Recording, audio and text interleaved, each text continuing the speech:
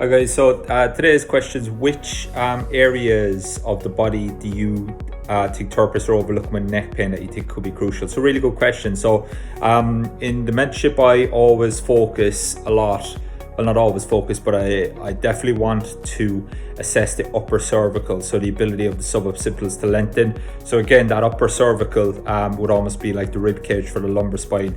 And then the other key area that I think is really important is the upper limb force transmission. So again, if you think about somebody that's got poor core contractions at the elbow joint, for instance, and they're lifting something, what we might find then is they almost start to maybe shrug their shoulder or something like that. And again, that mightn't be at the elbow, it could be at the wrist, it could be at a poor motor output through the shoulder. So again, that's where your assessment comes in. So I think upper cervical and the upper limb force transmissions are very important for cervical spine patients. Next question, do I think orthotics play any role in rehab? Not a great deal, if I'm being honest. I'd much rather get everything doing its job. I think time and place, but personally I'm not a massive believer in orthotics. I think it's a loaded topic as well. If a lot of people have paid a lot of money for orthotics, then what I'll usually do is I'll say along the lines of, look, let's just see how we go with your current orthotics, and if we feel we're hitting a barrier, then we may need to remove them. But certainly the best podiatrists that I've worked with, they've always left a little bit of room. So again, if the orthotics really blocking the movement of the foot, then I'll be pretty quick maybe to remove it. But if there is some play in the foot or in the arch, then I might be alright with it for a while. But overall, I try not to rely on something like that if I can. Question: best books that have impacted my career. What do you think, Rubes? The skeleton one. Skeleton one. I've answered this question last week, so if you look on my YouTube page, that'll be in the Q&A, and actually I show you my bookshelf with some of the best ones there. I think the big thing is, for me, if you look at my 8 pillars that I try to self-improve on, it's subjective assessment, which there's going to be a lot of psychology in there. Objective assessment is very, very simple, like even FMS, SFMA, those kind of guys early days would have influenced me a little bit. Then the guys like Gary Gray and 3D movement, I would have taken a lot of their stuff and then just kind of simplified everything down.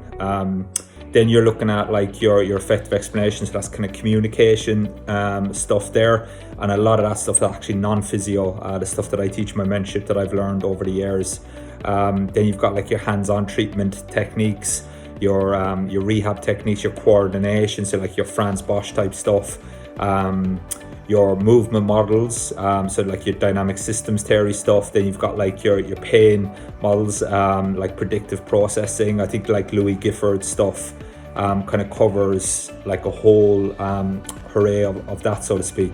And then you're kind of looking at your rehab stuff and your strength and conditioning. So I like to try buffer up each of those. So I think the best thing to do is just look at my YouTube page and see the answer from last week on that one. So the next question is, what advice have we got for people who want to work in pro sport who've just graduated? What do you think, Rubes? No. Don't do it. So I think with graduates, I think you need I'll be honest, I think there's a massive work ethic issue happening now that I've noticed with new graduates. When I first started out, I was literally starting at 6:30 in the morning. I was getting home at 10 at night. You were doing the first team, you were doing the academy, and you just got on with things. I'll be honest, I think there's a lot of entitlement now. A lot of therapists, they don't want to work hard, they don't want to put the hours in. So I think set expectations with yourself. If it's something that you want to work in, you want to work in unsociable hours, you want to do that stuff, then that's absolutely fine. And I'll be honest, there's nothing beats like a grand final, a Challenge Cup final. Obviously being privileged to do World Cups and stuff like that. There is nothing that beats like being on a team bus and you're going to the stadium and there's 80,000 people there, looking at you as you're coming into into the stadium. It's unbelievable. And then, you know, even being there. But to kind of go back and answer the question, I think a lot of pro sport, unfortunately, it's who you know rather than what you know. Have a look at Andy Barker, new grad physio. He's putting out some great stuff there, and he's run courses called How to Get Your Foot in the Door before. So Andy Barker at the new grad physio, he's kind of the go-to guy with that stuff in terms of like how to email sports physios, what to say, you know. And again, like I get so many emails from people wanting something. Like you really need to stand out from the crowd if you're trying to get your foot in the door. So Andy Barker's new grad physio site, How to Get Your Foot in the Door, I think it's called. That's a program I'd recommend specifically for that. So next question is, what skills do I think universities overlook when training therapists? Hands down, how to design a graded exposure treatment plan. Progressions, regressions, and actually looking long term at the graded exposure ladder. I think that's something that I've had to figure out because of working in pro sport. I got dumped into it. And I think it's very hard. The other thing is prognosis. So basically all your pro sport stuff, your assessment, your prognosis, your design and treatment plans, your high-end rehab stuff, I think that stuff's critical for the everyday person, because ultimately it's great. It's setting expectations and it's graded exposure. Two very, very important things to do, especially in the initial assessment.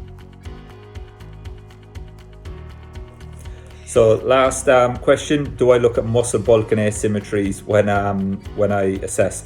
And there's a bit of a running joke with that, and I think I don't get obsessed about it. I don't get my tape measure out. I don't measure stuff, you know, and stress too much about it. I think the main thing for me is that the brain is happy and the nervous system's happy to tolerate load through these directions, and I think the rest of it takes care of itself. Whereas I think it's one thing to look at muscle bulk, it's one thing to isolate the muscles and you know, isolate the muscle and then try get that you know, muscle bulk up. But what happens when the foot hits the floor? Is the nervous system going to actually use it? So I think I'd be very careful about getting too obsessed with it. You know, I think it's an alright KPI to use, but I'll be honest, I don't get too obsessed with it. I'm more interested when your foot hits the floor, are you happy to tolerate load, or are you avoiding loading the actual area?